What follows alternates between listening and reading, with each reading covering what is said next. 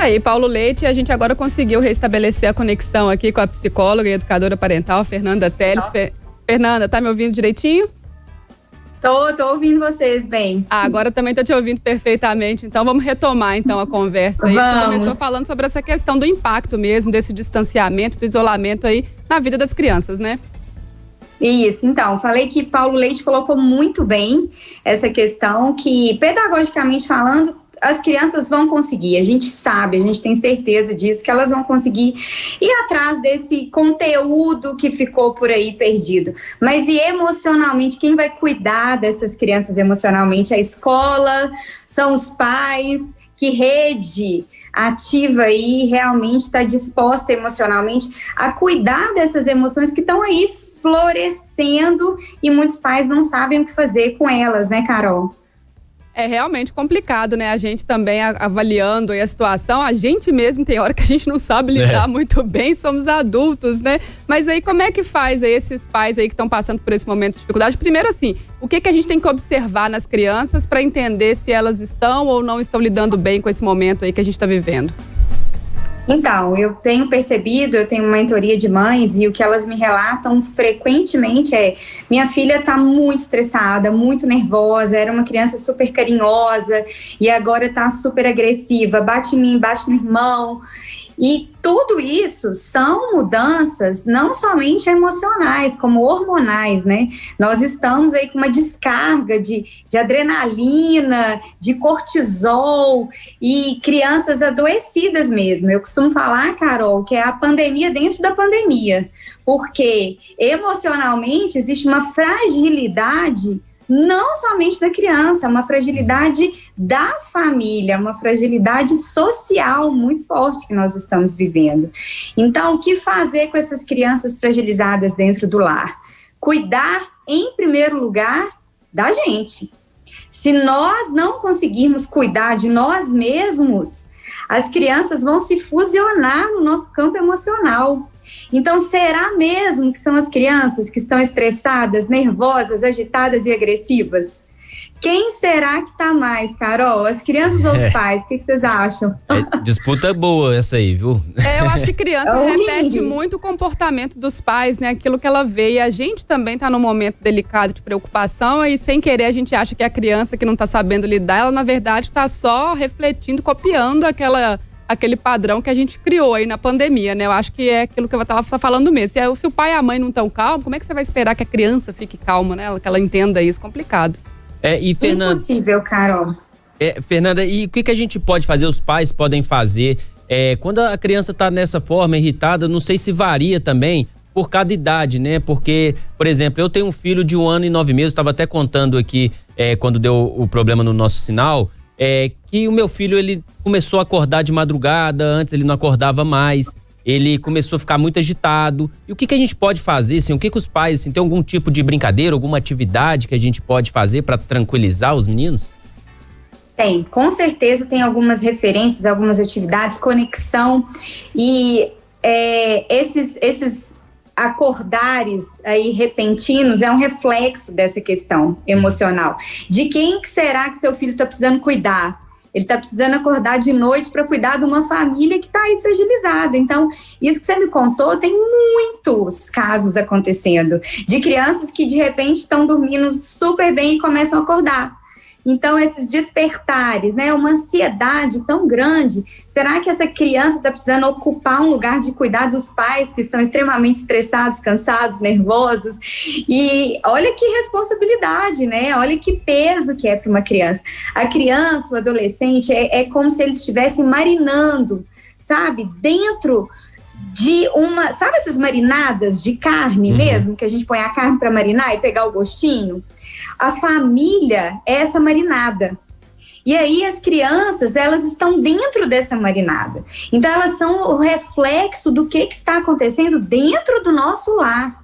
Então não adianta eu fazer uma intervenção com o meu filho, eu criar uma estratégia, eu criar uma brincadeira, contação de história para entender esses sentimentos, essas emoções, por que elas estão vindo, qual o motivo, se a gente não olhar para dentro.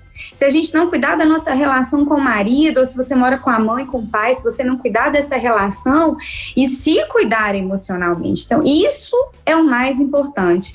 Como você está cuidando das suas emoções? Porque como a Carol bem falou, as crianças são o nosso reflexo. Se tem um lar tranquilo, se os pais estão cuidando bem das suas emoções, isso já é um modelo, já é um exemplo para a criança de como ela cuidar da sua própria emoção. É quase que por osmose, sabe, João? Fernanda, eu vou te pedir para ficar com a gente aqui. A gente vai para um rápido intervalo, a gente continua esse bate-papo aí na volta do break. Paulo Leite vai deixar uma pergunta para você responder na volta. Manda, Paulo. Fernanda, até quando a gente tem que ser transparente com as crianças? O tanto que eu tenho que conversar com essa criança para dizer, olha, tem limite, nós vamos ter que sofrer junto, ou então eu vou chorar junto com você, eu vou rir junto com você. Qual é o limite da fala? Qual é o limite da negociação, do argumento com essas crianças? A Fernanda responde na volta do intervalo. Tá, joia. E a gente continua nosso bate-papo aqui com a Fernanda Teles, psicóloga e educadora parental. Tá falando pra gente aí como lidar com as crianças nesse período de isolamento, de distanciamento social. Paulo Leite deixou uma pergunta para ela aí no último bloco. Repete aí a pergunta pra gente, Paulo. É o quanto que a gente tem que ser transparente, né, Fernanda? Quanto que eu tenho que conversar, o que que eu tenho que dizer, eu tenho que contar tudo, eu tenho que chorar junto, rir junto. Carol até deu um exemplo aqui no intervalo, os pais não conseguem brincar 12 horas como brinca uma criança. E o que que eu tenho que fazer, o que é que tem que ser transparente, o que é que tem que ser colocado de forma clara para que não haja dificuldade de entendimento nem dos pais nem das crianças. Bom, Paulo, essa é uma pergunta essencial para a gente entender essa conexão que a gente pode estabelecer com o nosso filho, com os nossos filhos. A vulnerabilidade é uma fonte inesgotável de conexão, mas vai depender muito da maturidade da criança. Agora, o que a gente precisa entender? O meu filho, ele vai internalizar o que eu faço e não o que eu falo.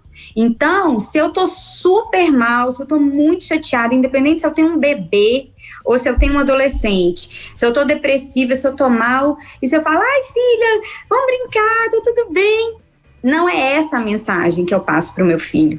Então, não adianta eu querer mentir, não adianta eu querer omitir, independente da idade do meu filho. Então, é muito importante a gente acessar e validar o meu sentimento para o meu filho. Se eu tiver com um bebê de colo, se eu tiver grávida, Paulo, é importante eu falar assim, olha, a mamãe hoje não tá bem, a mamãe hoje tá chateada, aconteceu uma situação chata no trabalho, mas não é com você, filho. Você não precisa cuidar da mamãe. A mamãe consegue lidar com essas situações, mas talvez você vai me ver triste.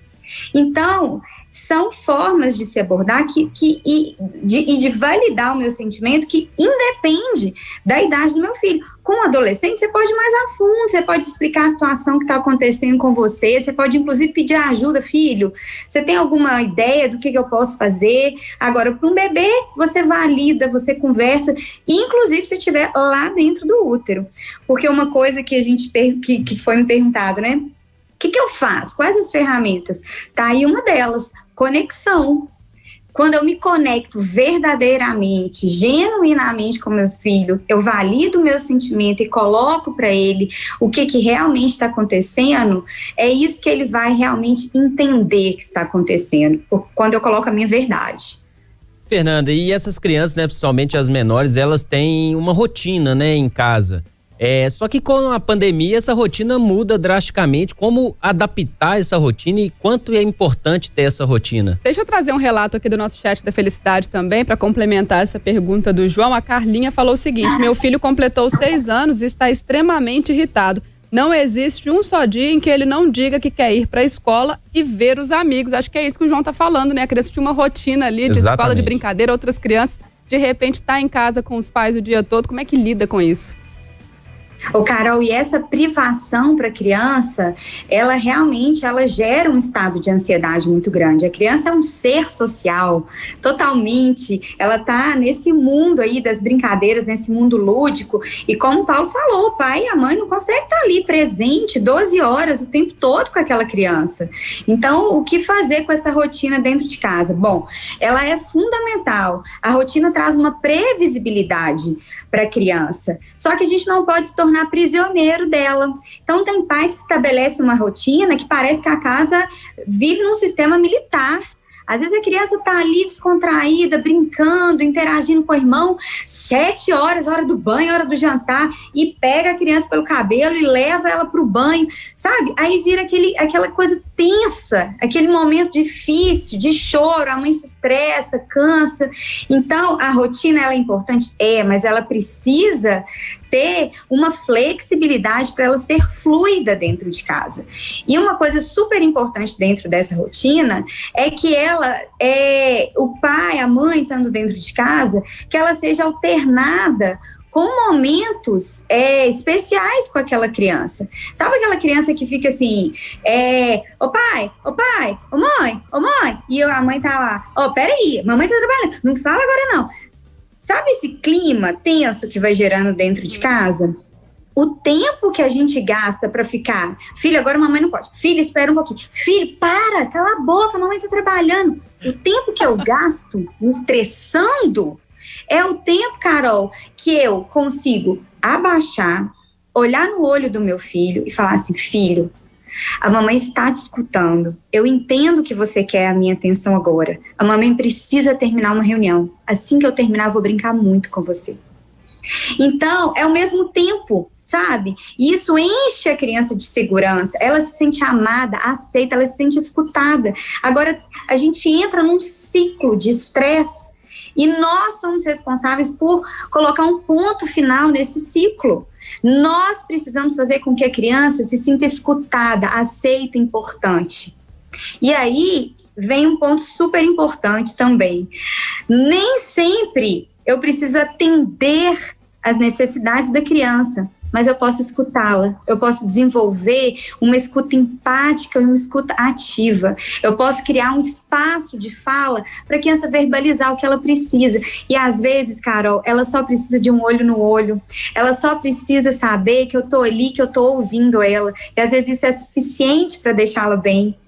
Aí, então, a gente conversando com a psicóloga e educadora parental Fernanda Teles, falando pra gente sobre, o comportamento das crianças nessa época de isolamento, de distanciamento social, e o que pode ser feito justamente para mudar essa situação. Fernanda, muito obrigada por esse bate-papo com a gente aqui no Central 98, viu?